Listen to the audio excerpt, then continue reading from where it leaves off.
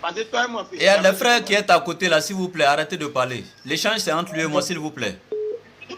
quand Jésus est venu sur terre, il Oui. s'est fait chair pour venir sur terre. Oui. Quand Dieu est venu sur terre, il s'est fait chair pour venir sur terre. Mais il sait que là, il est un esprit, il est omnipotent, omniscient, on ne peut pas le voir. Quelqu'un ne peut pas voir là.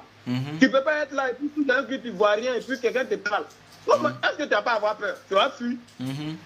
Tu vas fuir, non, on est d'accord, non? Tu vas fuir. Tu ne peux pas écouter, mais tu vas fuir, tu vas avoir peur. Donc, raison pour laquelle il s'est fait chair pour venir parler aux gens. Parce que là, il sait qu'en se faisant chair, s'il s'est fait chair et puis il est venu dire aux gens qu'il est Dieu, là, ils ne vont pas le croire. D'accord. Ils ne vont pas le croire. D'accord. Donc, si je veux savoir, c'est Dieu qui s'est fait Jésus pour venir sur la terre. Oui. Mais tout ça, là, ma question n'est pas encore répondue. Donc, Jésus était Dieu sur la terre, c'est ça, non?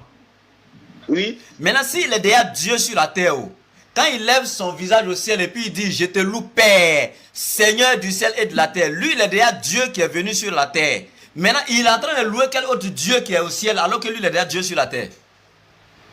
Il est là loué quel Dieu au ciel là-bas, alors que lui-même, il est déjà Dieu sur la terre. Quoi. Oui, puisqu'il est esprit, il ne pouvait pas venir de façon invisible. Donc, il a juste pris un corps. Donc, le corps là, il était déjà Dieu dans le corps. Dieu esprit était déjà dans le corps de Jésus. Donc, il était déjà sur la terre ici. Mais quand il est en train de louer un autre Père qui est au ciel là, ça c'est qui encore?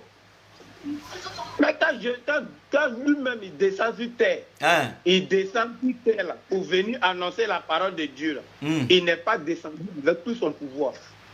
Donc les pouvoirs de Jésus étaient limités sur la terre. Ok, il n'y a pas de problème. Maintenant je dis, on ne s'est pas compris. Hein?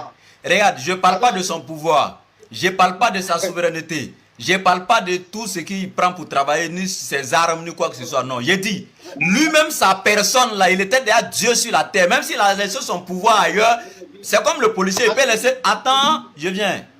C'est comme le policier, il peut laisser son arme quelque part et puis lui-même, il est quelque part. Mais lui, il n'est pas son arme.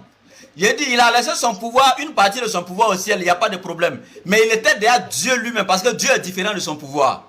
Maintenant, je veux dire... Quand lui-même il est déjà Dieu sur la terre, il est en train de louer quel autre Dieu qui est au ciel. Il n'est pas en train de louer son pouvoir qu'il a laissé là-bas, hein, mais il est en train de louer un autre Dieu. C'est qui? Il n'a pas loué Dieu. Jésus n'a pas loué Dieu. C'est dans quel passage? On peut lire. Tu as la Bible, il faut prendre Luc chapitre 10, verset 21. Il faut prendre. On dit, Jésus tressaillit de joie par l'effet du Saint-Esprit et dit, je te loue Père, Seigneur du ciel et de la terre. Jésus est en train de louer un autre Seigneur qui est le patron des cieux et de la terre. C'est qui? Alors que lui-même, il est déjà Dieu selon toi. Il n'est pas